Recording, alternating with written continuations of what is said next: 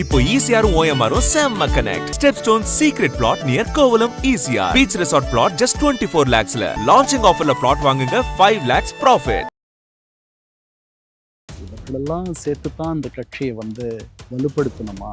இது மாதிரி வரவர்களை நம்ம வேண்டான்னு சொல்லிட்டா அப்புறம் இனிமேல் யாரும் வரமாட்டாங்களா? இதை பண்ணாத இருந்திருக்கலாம். இது தேவையில்லை. இப்போ எம்ஆர் விஜயபாஸ்கர் கரூர் மாவட்டத்தை சேர்ந்தவர் ரிசைன் பண்ணதுக்கு அப்புறம் திரு விஜய் அவர்கள் இப்போ கரூருக்கு போக போறதா சொல்றாங்க. இந்த விஷயத்தை நீங்க எப்படி சார் பாருங்க? கரூர்ல அவருக்குன்ட்டு ஒரு தனி செல்வாக்கு இருக்கு. அந்த செல்வாக்கை அவர்கள் பயன்படுத்திக்கணும்னு நினைக்கிற மாதிரி இருக்கு. பெரிய குற்றச்சாட்டே இருக்கு. அதனால போதைப் பொருட்கள், போதை மருந்துகள் இது தொடர்பாக நீங்க ஒரு பெரிய நடவடிக்கை எடுப்பீங்கன்னு சொன்னீங்க. இந்த மாதிரியான இது தொடர்பாக குற்றம் சாட்டப்பட்டவர்களை நீங்கள் இப்படி ஒரு பெரிய விழா நடத்தி அரவணைச்சுக்கிறது ஒரு நம்பிக்கையை சதைக்கிற மாதிரி செயல் நடத்துது. திமுக மேலே சொல்லப்படுகின்ற இந்த குற்றச்சாட்டுகள் உண்மையாக இருக்கும் பட்சத்தில் இதையெல்லாம் திராவிட முன்னேற்ற கழகம் தவிர்க்க வேண்டும். அவங்களே விழுவாங்க, அவங்களே ஏதாவது பெரிய தவறு பண்ணுவாங்க. அவங்க புதியவர்கள், அந்த தவறுகளை நீங்கள் வெளிச்சம் போட்டு காட்டுங்க. நீங்கள் எதிர்கட்சியாக செயல்படுங்கள். 18 தொட வேண்டும். இந்த அவர்கள் கைகளுக்கு இருக்கக்கூடிய கட்டுகளை அவர்கள் அறுத்தெறிய வேண்டும். இந்த நெருக்கடிகளுக்கு மத்தியில் ஒரு ஆட்சி நடத்துறத அவர்கள் விரும்பலை. உங்க 2 எம்எல்ஏ ரிசைன் பண்ண சொல்லுங்க, நானே வெற்றி பெற செய்கிறேன் அப்படின்ற விஜய் சொன்னதா சொல்றாரு சார். இது எப்படி சார் எடுத்துக்குது? விஜய் அவர்கள் டேரக்டா சொல்லியிருக்க வாய்ப்பு இருக்கா? தேர்தல் முடிவுகள் வந்த பிறகு இந்த மாற்றி பேசுவது இதில் 3வது ஆள் வைகோ. முதல்ல பேபி பேசினார், அதுக்கப்புறம் திருமா பேசினார், இப்போ இவர் பேசுகிறார். அதனால் அதெல்லாம் நம்ம எப்படி எடுத்துக்கிட்டோமோ, அவர் வைகோ முதல்ல சொன்னதுதான் உண்மையாக இருக்கும்னு நான் நினைக்கிறேன். நாளும் மத்திய அரசோடு மோதல் செய்ய வேண்டும் என்று அறிவுறுத்துபவர்கள் தமிழ்நாட்டின் நலனை விரும்புபவர்கள் அல்ல அப்படின்றார்.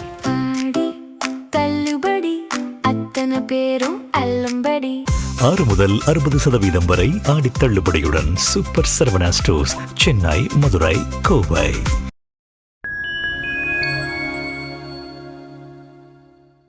ஃபைன் டைம் நேயர்களுக்கு வணக்கம். இன்று நம்மோடு இணைந்திருப்பவர் எழுத்தாளர் திரு கண்ணன் அவர்கள். சார் வணக்கம் சார். வணக்கம் தேவராஜ் சார். எப்படி சார் இருக்கீங்க? நல்லா இருக்கேன், சொல்லுங்க சார். நேற்று பார்த்தீங்கன்னா தாவேக்கால 2 முன்னாள் அமைச்சர்கள் இணைஞ்சிருக்காங்க. 2 பேரும் விஜயபாஸ்கர்கள். ஏன்னா இவர்கள் 2 பேரும் இப்போ தாவேக்கால இணைஞ்சதுக்கு அப்புறம் பல்வேறு விமர்சனங்கள் வர வந்துட்டு இருக்கு. இதுக்கு முன்னாடி தூய சக்தின்னு சொல்லிட்டு இருந்தீங்களே, இது எப்படி சொல்லுவீங்க? ஏன்னா ஊழல் புகார்கள்லாம் சில புகார்கள் இவங்க மேல இருக்கு. இதுக்கப்புறம் தாவேக்கா எப்படி சார் அவங்கள நிலைநாட்டிக்க போறாங்க? எனக்கும் அது புரியல.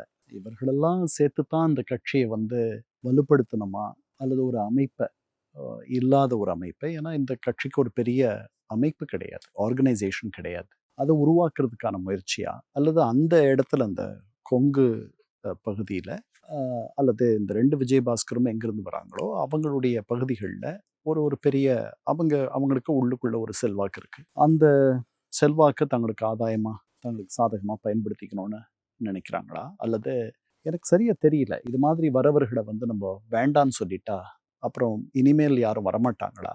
எனக்கு இதை பண்ணாத இருந்திருக்கலாம். இது தேவையில்லை. இது அதிகப்படி.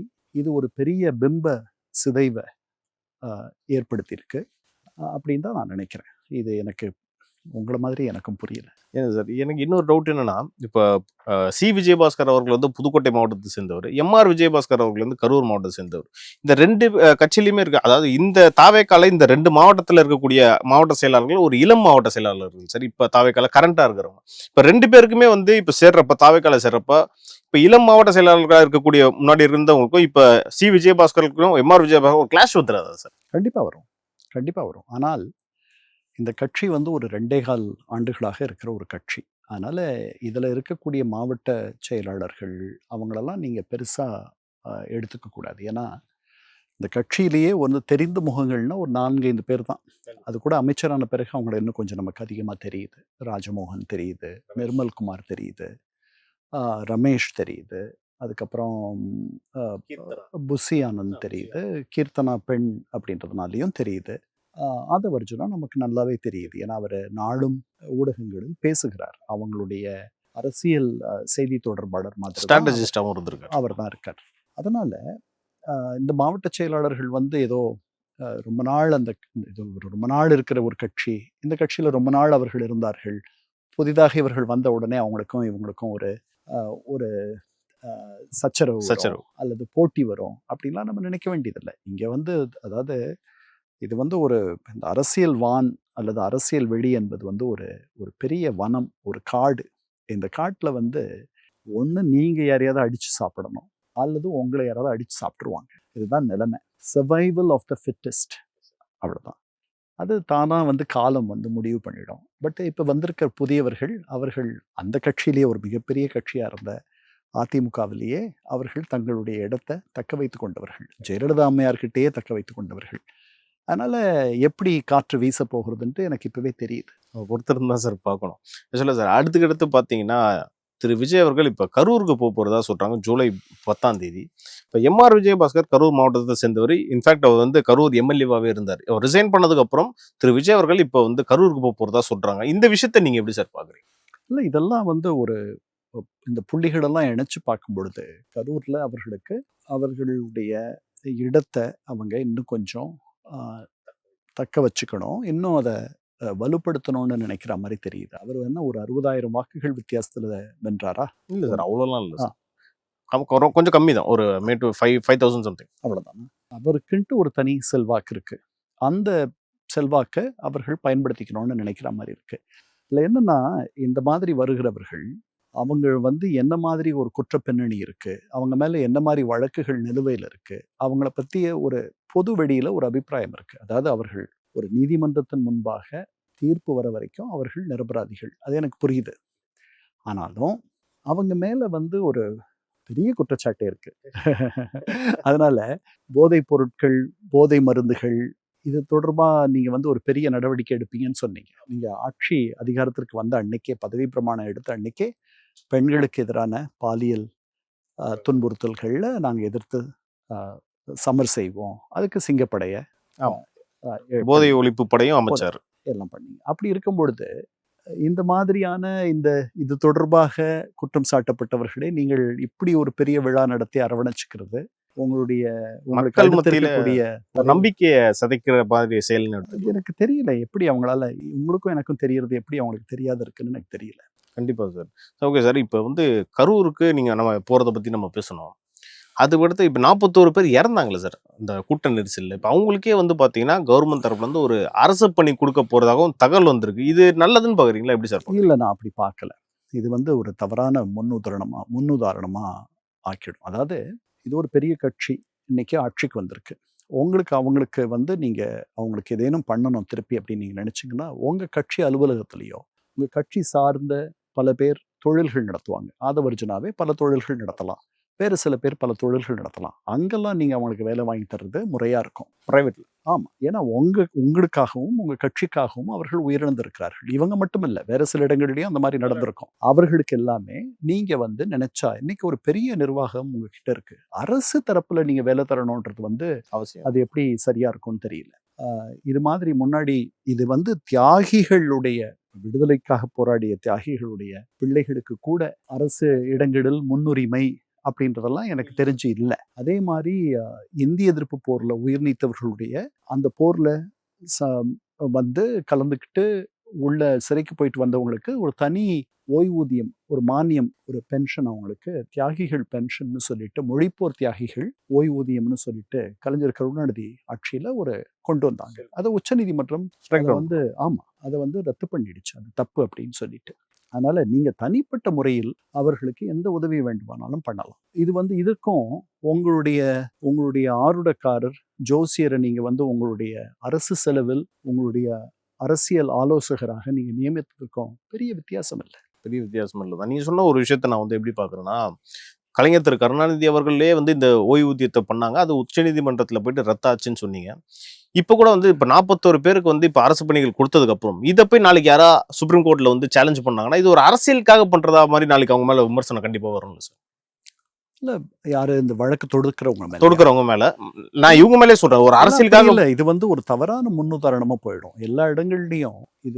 இது அதுக்கப்புறம் இந்த மாதிரி அப்புறம் இது நான் ஏன் தவறான முன்னுதாரணம்னு சொல்றேன்னா, இது நடந்துருச்சுன்னா அடுத்து வர நிர்வாகங்களும் இது மாதிரி ஒரு எண்ணம் கொள்ளும். கண்டிப்பா சார். அதுக்கப்புறம் நமக்கு தேர்வாணையம்னு ஒன்று இருக்கு, தமிழ்நாடு பப்ளிக் சர்வீஸ் கமிஷன் இருக்கு. அந்த தேர்வாணையம் வந்து அவங்க வந்து விண்ணப்பிக்கலாம், நீங்க அவங்களுக்கு சொல்லலாம் விண்ணப்பிங்கன்ட்டு. அவங்க மற்றவர்கள் மாதிரியே அவங்க விண்ணப்பம் செய்யலாம், அதுல ஒன்றும் தப்பு இல்லை, யாரும் தடுக்க போறது இல்லை. தேர்வாணையம் அவர்களை வந்து தகுதி படைத்தவர்கள்னு அந்த 41 பேர்ல ஒரு 4 பேர் தகுதி படைத்தவர்கள் நீ வேலைக்கு எடுக்குதுன்னா உங்களுக்கும் எனக்கு எந்த ஆட்சேபனையும் இல்லை. பின்னாடி வழக்கு யாராவது போட்டால் கூட அது நிற்க போகிறது இல்லை. ஆனால் நீங்கள் 41 பேருக்கும் முன்னுரிமை கொடுத்து ப்ரையாரிட்டி கொடுத்து அவங்கள வந்து வேலைக்கு வச்சிருவீங்க அப்படின்னா அது எப்படி நியாயமாக இருக்கும்? நியாயம் வராது சார். கண்டிப்பா அதுதான். ஓகே சார், பல விஷயங்கள் சூப்பராக நீங்கள் பதில் சொன்னீங்க. இன்னொரு விஷயத்த வந்து நான் கேட்கணும்னு ஆசைப்பட்டேன் சார். தாவேகா எம்எல்ஏக்களை வந்து விலைக்கு வாங்க போறாங்க அப்படின்ற ஒரு விஷயத்த வந்து ஒரு ஊடகத்துல படபரப்பா பேசிட்டு இருக்காங்க 2 நாளா. அதுல முன்னாடி இருந்து செயல்படுத்தக்கூடியவர் யாருன்னு பாத்தீங்கன்னா செந்தில் பாலாஜி அப்படின்ற ஒரு விஷயமும் வருது. ஏற்கனவே திமுக ஒரு பிரதான எதிர்கட்சியா இருக்கு சார். இந்த மாதிரி செயல்ல ஈடுபடுறப்ப திமுகவுக்கு இன்னும் பெரிய ஒரு பேக்ஃபயர் ஆகும்ல சார்? இல்லை, இந்த மாதிரி பேச்சுக்களை முதல்ல நம்ம பேசணும். இந்த 2 மேனாள் அமைச்சர்கள் தாவேகாவில் சேர்றது, 2 பேர் மேலேயும் வழக்குகள் நிலுவையில் இருக்குது. அவங்கெல்லாம் வரணுமா, வந்து இந்த கட்சியை பலப்படுத்த வேண்டிய இடத்துலையே அந்த கட்சி இருக்குது. மக்களுடைய பெரிய ஆதரவு இந்த கட்சிக்கு இருக்குது. புதிதாக வந்திருக்கிறார்கள். 50 நாள் தான் ஆயிருக்கு. சில இடங்களில் நல்லதெல்லாம் நடக்கிற மாதிரி தெரியுது. லஞ்சம் ஊழல் என்பதெல்லாம் கொஞ்சம் குறைஞ்சிருக்க மாதிரி இருக்குது. சில பேருக்கு கொஞ்சம் அச்சம் வந்திருக்கு. இதெல்லாம் நல்ல முன்னெடுப்பு. இவங்களை 2 பேரும் சேர்த்துக்கிறதோ அல்லது இவங்க மாதிரி ஆட்களை இன்னும் அதிகமாக அவங்களுக்கு கதவை திறந்து வைக்கிறதோ சரியில்லைன்னு நம்ம சொல்கிறோம். அதே மாதிரி திமுக மேலே சொல்லப்படுகின்ற இந்த குற்றச்சாட்டுகள் உண்மையாக இருக்கும் பட்சத்தில் இதையெல்லாம் திராவிட முன்னேற்ற கழகம் தவிர்க்க வேண்டும். ஏன்னா இது வந்து ஒரு தொலைநோக்கோடு பார்க்கணும். ஒருவேளை இந்த ஆட்சியை நீங்கள் கவிழ்த்துறீங்கன்னு வச்சுக்கோம், அதுக்கப்புறம் என்ன நடக்கும்? திரும்ப இவங்க அதிகமாக தான் ஜெயிக்குவாங்க. அப்போது இது என்ன முயற்சி? அப்போ இவங்களை வந்து நிம்மதியாக இருக்கக்கூடாதுன்றதுக்காக நீங்கள், இது உண்மையாக இருக்கும் பட்சத்தில் அதுக்காகத்தான் நீங்கள் பண்ணுறதா இருக்கு. இவங்களை இந்த இடத்துக்கு நான் வந்திருக்கணும், நீங்க வந்துட்டீங்க, அதை என்னால் தாங்க முடியல அப்படின்றதுனுடைய வெளிப்பாடாக தான் இதை நம்ம இந்த மாதிரி எடுத்துக்கணுமே ஒழிய, ஏன்னா இதில் வந்து ஒரு பெரிய தொலைநோக்கு பார்வையோ பெரிய சூட்சுமமோ பெரிய யுக்தியோ பெரிய வியூகமோ இருக்கிறதா எனக்கு தெரியல. அதனால இது எதுக்கு இந்த பெயர்? இந்த மாதிரி ஒரு பேச்சு எழுறதுக்கு நீங்க ஏன் இடம் தரீங்க? கொஞ்சம் டைம் கொடுத்தாங்கன்னா அவங்களே பல சர்க்கிள்லயோ பல சிக்கல்லையோ மாட்டுவாங்க. கண்டிப்பா give them a long rope அப்படின்னு ஆங்கிலத்துல சொல்லுவாங்க. அவங்களே விழுவாங்க, அவங்களே ஏதாவது பெரிய தவறு பண்ணுவாங்க. அவங்க புதியவர்கள், அந்த தவறுகளை நீங்க வெளிச்சம் போட்டு காட்டுங்க, நீங்க எதிர்கட்சியாக செயல்படுங்கள். இது வந்து நீங்க சுய பரிசோதனை செய்து கொள்வதற்கான அற்புதமான தருணம். இது மாதிரி பல தருணங்களை உங்களுடைய இயக்கத்தில் நீங்கள் கண்டிருக்கிறீர்கள். நீங்க முதல்ல அவசர நிலை அறிமுகப்படுத்தப்பட்ட போது 75-76 மீசால உள்ள போனீங்க. நிறைய பேர் திமுக கட்சியை கலைத்து விட்டு கட்சியினுடைய பெயரை மாற்றி அது ஒரு சமூக இயக்கமாக மாற்ற வேண்டும் என்று சொன்ன தலைவர்களெல்லாம் உண்டு.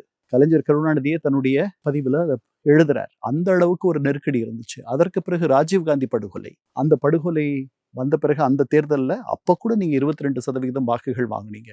அதுக்கப்புறம் ராஜீவ்காந்தி கொலையில் உங்களுக்கு பங்கு இருக்கு அப்படின்ற மாதிரி ஒரு தொனி வர அளவுக்கு ஜெயின் ஆணையம் 98 அது ஒரு இடைக்கால அறிக்கை கொடுத்த உடனே அதுவும் இன்னொரு பெரிய துன்பத்தை உங்களுக்கு கொடுத்துச்சு.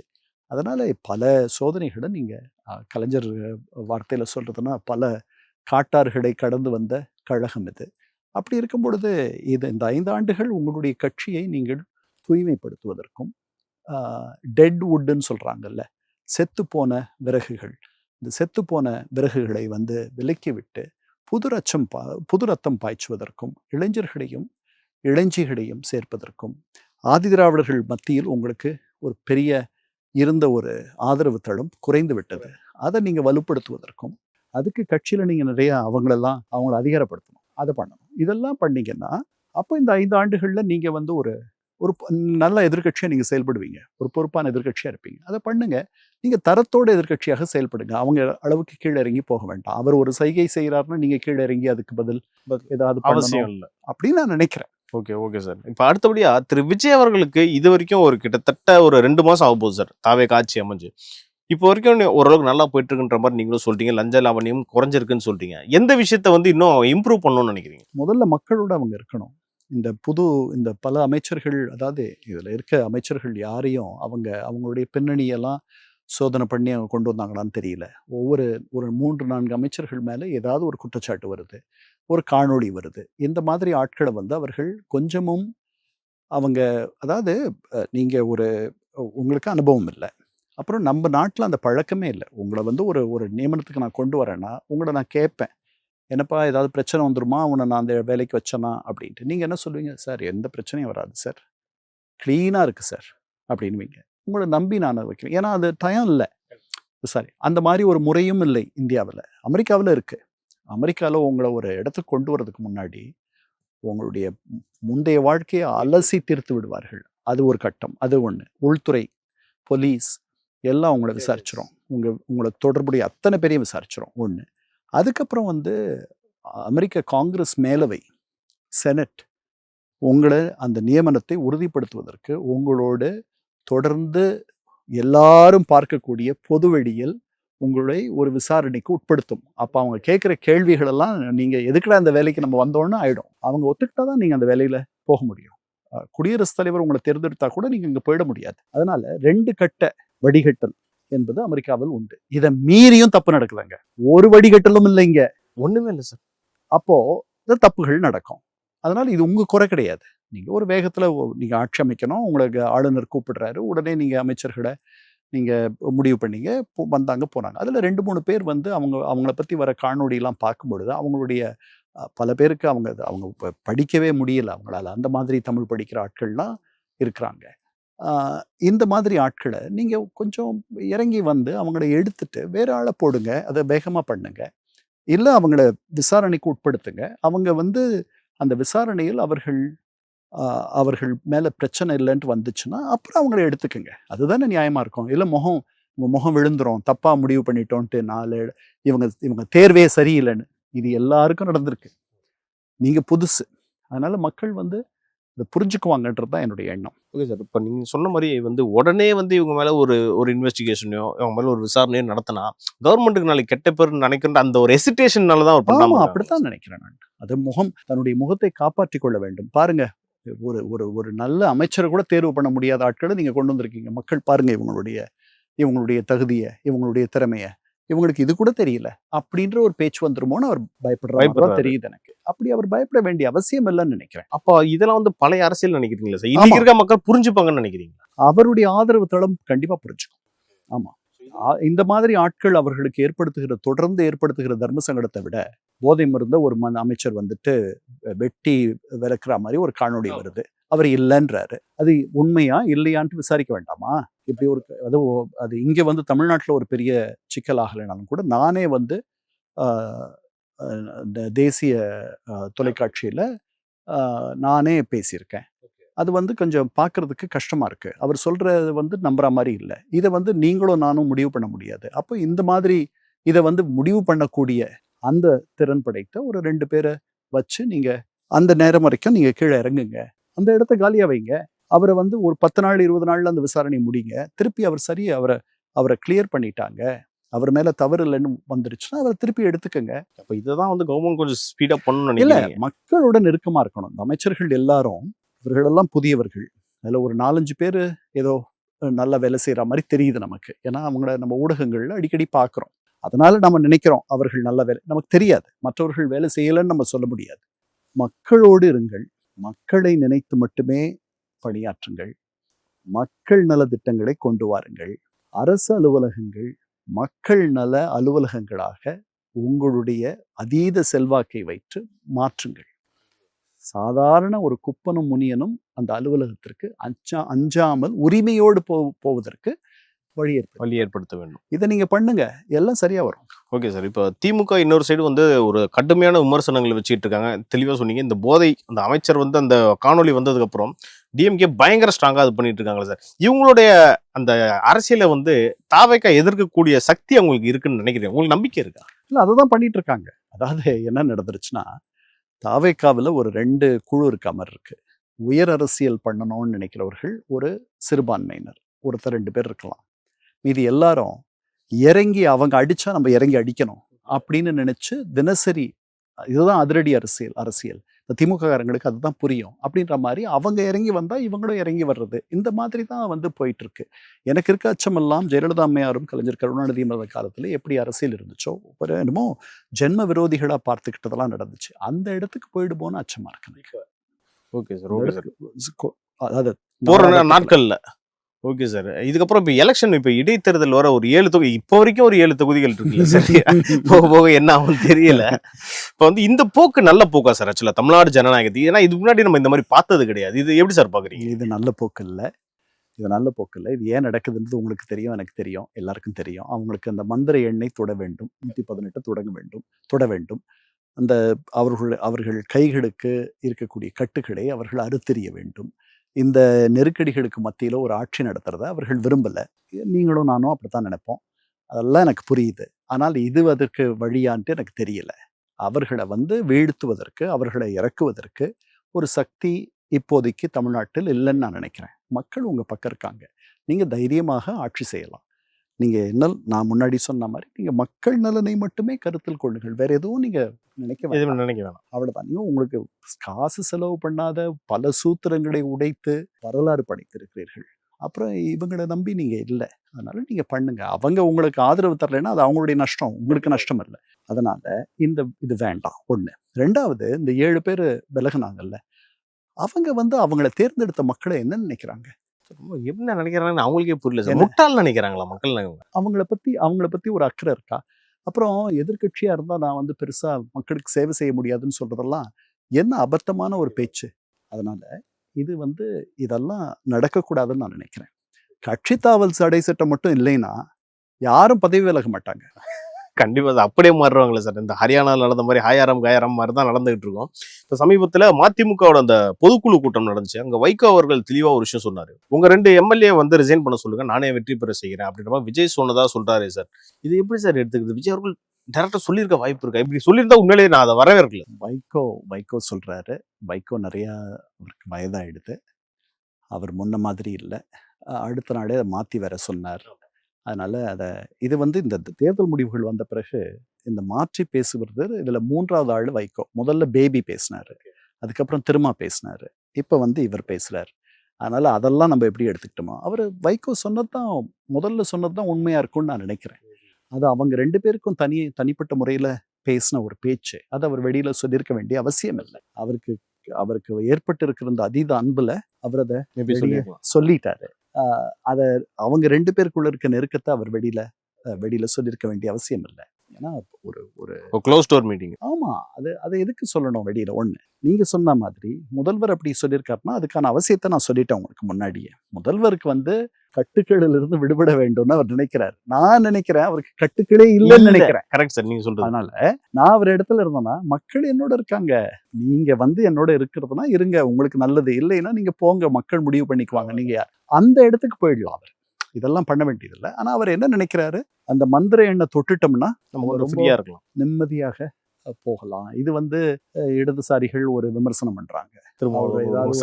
அவர் பண்றாரு. இனிமேல் அவர் பண்ண மாட்டாருன்னு தோணுது எனக்கு. அவருக்கு வந்து அந்த மாதிரி அறிவுறுத்தப்பட்டிருக்குன்ட்டு கேள்விப்படுறேன். அது எவ்வளவு தூரம் உண்மைன்னு தெரியல. அதனால இடதுசாரிகள் நாங்கள் தோழமை கட்சி கூட இல்லை, கூட்டணியிலையும் இல்லை, உங்களுக்கு வெளியில இருந்து ஆதரவு தரோம், தனியா வந்து பாக்குறோன்றாங்க. இந்த மாதிரி சிக்கல்கள்லாம் தேவையில்லை. கண்டிப்பாங்க சார். அதை தான் அவர் உடைக்கணும்னு நினைக்கிறார். அதை தான் அவர் கட்டுன்னு பாக்குறாரு. இது அப்படிலாம் நினைக்க வேண்டியதில்லை. இது வந்து ஒரு லேர்னிங் கர்வ். இது வந்து அவர் பொது வாழ்க்கைக்கு இப்பதான் வரார். இவ்வளவு வேகமாக அவருக்கு வந்து இது ஒரு கிராஷ் கோர்ஸ். இந்த தேர்தல் முடிவுகள் வந்த பிறகு, அதாவது ஒரு 4-5 ஆண்டுகளில் நடக்கக்கூடிய அனுபவங்களை அவர் சில வாரங்கள்லயே கத்துக்கிட்டு இருக்காரு. அப்படித்தான் நினைச்சுக்கணும். Okay sir. சார், இன்னொரு விஷயம், இது வரைக்கும் நம்ம ஏற்கனவே இதை பத்தியும் பேசியிருக்கோம். பாஜகன்ற அந்த வார்த்தை திரு விஜய் அவர்களோ இல்ல அவங்க கட்சி சார்ந்தவங்க இருந்தோ அது வரவே மாட்டுது. இது வந்து நல்ல போக்குன்னு நம்ம எடுத்துக்கலாமா? இல்ல நம்ம பல விஷயங்கள் ஒன்றிய அரசு நம்பி இருக்கோம், பல நிதிகள் தேவைப்படுது, அதனால அமைதி காக்குறாங்களா? இது எப்படி சார்? எம்ஜிஆருடைய யுக்தி. மத்திய அரசோடு நம்ம தேவையில்லாம மோதக்கூடாது அப்படின்னு அவர் நினைச்சார். அது நல்ல ஒரு யுக்தின்னு நினைக்கிறேன். அடிப்படை கொள்கைகளை இவங்க சமரசம் செய்து கொள்ள மாட்டார்கள்னு நினைக்கிறேன். ஃபார் இன்ஸ்டன்ஸ், இப்போ தொகுதி மறுவரையறை, அது டீலிமிட்டேஷன் வரும்பொழுது இவர்கள் வந்து மத்திய அரசுக்கு எதிராக குரல் கொடுக்க வேண்டியிருக்கும். அதை பண்ணுவாங்க. இருமொழி கொள்கை, அந்த மாதிரி சில சிவப்பு கோடுகள் இருக்கு, ரெட் லைன்ஸ், அதை மீற மாட்டாங்க. ஆனா நாளும் மத்திய அரசோடு ஒரு மோதல் போக்கை கொள்வது என்பது இவர்கள் செய்ய மாட்டார்கள். 2 காரணம். ஒண்ணு வந்து இப்படி செய்தவர்கள் எங்க இருக்கிறாங்கன்னு பார்த்துட்டாங்க. இதுதான் எம்ஜிஆரும் பார்த்தார். ஓகே. அப்ப டிஎம்கே அந்த காலத்துல இருந்து இப்படித்தான். அதனால எம்ஜிஆர் பார்த்துட்டு என்ன பண்ணார், இணக்கமா இருந்தார். அவர் அதிகமாக விமர்சனமே செய்தது கிடையாது. அவங்களோட எவ்வளவு முடியுமா இணக்கமா. சட்டமன்றத்திலேயே சொல்றார், நாளும் மத்திய அரசோடு மோதல் செய்ய வேண்டும் என்று அறிவுறுத்துபவர்கள் தமிழ்நாட்டின் நலனை விரும்புபவர்கள் அல்ல அப்படின்றார். தெளிவான ஸ்டேட்மெண்டா சொல்லியிருக்காரு. அதனால இது எம்ஜிஆருடைய. Okay sir. நம்ம இந்த டாபிக் பேசிட்டு இருக்கிறப்ப ஒரு விஷயம் நடந்துச்சுன்னா, நேத்து வந்து கவர்னர் அர்லேக்கர் என்ன சொன்னாரு, மதுரை போயிருக்காரு. அங்க வந்து வைகை அணை வந்து தூர்வாரப்படலை, அப்படி ஒருவேளை அதை பண்ணலாம், அரசு தரப்புல இருந்து அதை பண்ணலாம், ராஜ்பவன் இறங்கி அது பண்ணும் அப்படின்னு சொல்ற அந்த போக்கு அதை எப்படி பாக்குறீங்க? இல்ல, அதாவது இது அவருடைய எல்லையை மீறிய பேச்சுன்னு நம்ம எடுத்துக்கலாம். இன்னொன்னு, அதை விட்டுட்டோம்னா அது ஒரு பொதுநலன் சார்ந்த ஒரு பேச்சுன்னு எடுத்துக்கிட்டோம்னா இதை வந்து அவர் பொதுவெளியில சொல்லாத தனியா கூட சொல்லியிருக்கலாம்னு நினைக்கலாம். பல வழிகள் இருக்கு. அவர் பொதுவெளியில சொல்லியிருக்க வேண்டிய அவசியம் இல்லை. ஆனால் இந்த தமிழகமும் இந்தியாவும் நாடு எப்படி இருக்கு அப்படின்னா, இன்னைக்கு இந்த மாதிரி வெளியில வந்து உங்களை ஒரு சங்கடப்படுத்தினால் ஒழிய அந்த வேலை நடக்க மாட்டேங்குது. கண்டிப்பா சார். ஒரு விஷயம் குத்திக்கிட்டே இருக்கணும்ல சார். அதனால அது மாதிரி நாடு இருக்குன்னு நினைச்சு நம்ம வருத்தப்பட வேண்டியது. ஓகே சார், நான் ஏன் இந்த கேள்வியை கேட்டேன்னா, இதுக்கு வந்து தாவேக்கா அரசு தரப்புல இருந்து ஒரு பதில் வேணுமா சார்? பதிலடி கொடுக்கணும்னு கொடுக்க நினைக்கிறேன். மாட்டாங்கன்னு நான் நினைக்கிறேன். அவங்க ஏதாவது அப்படியே கொடுத்தா கூட ஒரு ஒரு மென்மையான ஒரு பதிலை சொல்லுவாங்க. நாங்கள் இப்போ தான் வந்திருக்கோம், பண்ண போகிறோம், பண்ணியிருக்கோம், ஏற்கனவே ஒப்பந்த புள்ளி அறிவிச்சிருக்கோம், இந்த மாதிரி ஏதாவது சொல்லுவாங்களே. ஆளுநரோடு அவர்கள் சண்டை போடுவாங்கன்னு நான் முதல் நினைக்கல. போக்கு. அவசியம் இருந்தால் ஒழிய அவங்கள பிடிச்சு நீங்க கழுத்தை பிடிச்சு போடுங்கன்னு சொல்லி தள்ளினால் ஒழிய போட மாட்டாங்கன்றது தான் என்னுடைய எண்ணம். ஓகே சார், பல விஷயங்கள் பேசணும். உங்க நேரத்துக்கும் கருத்துக்கும் நன்றி சார்.